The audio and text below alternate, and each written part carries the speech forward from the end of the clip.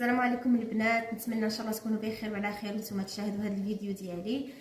بغيت نشارك معكم واحد الوصفه. صراحه هذا هو الوقت ديالها، البرد، وهي سخونه وزوينه وتصلح للعشاء او للفطور، خاصه العيالات اللي عندهم وليداتهم يقراو ما يبغوش الصباح يفطروا لهم. ننصحهم بهذه البلبوله، والله لا رائعه، تغنيهم على انهم يبقاو يسخنوا لهم الخبز كل هاد ما يبغوش ياكلوا، ما يبغوش يشربوا ديك الحليبه في الصباح. هذه تغنيهم على الفطور ديال الصباح، تشبعهم وفيها بزاف ديال الفوائد. انا غادي نقول لكم الاعشاب اللي فيها وانتم غادي تحكموا عليها.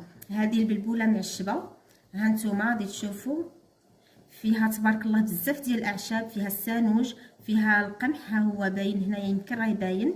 فيها الذره، فيها الشوفان، فيها النافع، فيها حبه لا فيها النافع، وفيها زرعه الكتان والجنجلان.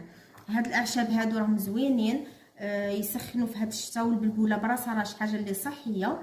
الطريقه ديال التحضير ديالها راكم تعرفوها كاملين. غادي نديروا الماء يسخن في شي كاسكول، خصو حتى يطيب. هذا راه الماء عندي هنايا حتى طاب، وغادي نضيفوا الكميه اللي حنا بغينا بحال هكذا، ونحركوا بواحد المعلقه ديال الخشب. ردوها على النار ونبقاو مره نحركوها بديك المعلقه ديال الخشب حتى طيب. راه كيف ما شفتوا البلبوله اللي عندي انايا رقيقه، ما تحتاجش يعني طيب بزاف، يلا عندها واحد 5 دقائق باش طيب. وغادي تعرفوها بالروز. الروز اللي فيها فاش تهزوه هكذا بالمعلقه يبان لكم داك الروز طايب، صافي غتطفيو عليها. غادي تبقاو معايا باش نشوفوا في الاخر كيفاش من طيب. البنات البلبوله ديالنا صافي ها هي طابت وجدت. انتما شوفوا تجي على هذا الشكل. بغيتو ديروها مع الحليب، ديروها مع الحليب. بغيتو ديروها بوحدها تاكلوها بوحدها، كاين اللي عنده مشكل ديال المصران يضروا الحليب، تقدروا تضيفوا لها غير واحد المعلقه ديال زيت العود، زيت البلديه، وتاكلوها بحال هكا.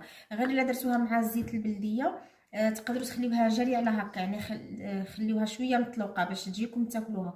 الا كنتو ديروها مع الحليب خليو لها هذا القوام، ولا زيدوا خليوها شويه تعقد على بحال هكا. المهم لكم الاختيار. انا راه نسيت ما قلت لكم، درت لها شويه ديال الملح من كانت غادي طيب. صافي هذا هو ديال الوجبه ديالنا. صراحه والله الا وجبه صحيه للعشاء ولا للفطور للوليدات، رائعه. انا غادي ندير شويه هنايا في الزلافه باش تبان لكم.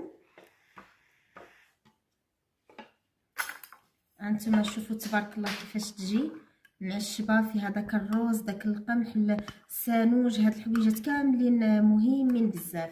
بغيتو تضيفوا لها الحليب غادي تضيفوا شويه ديال الحليب بحال هكا، وهي في الحالات بجوج تجي زوينه بزاف. الا درتوها مع الحليب غادي تجي لذيذه، درتوها بوحدها مع زيت العود غادي تجي لذيذه.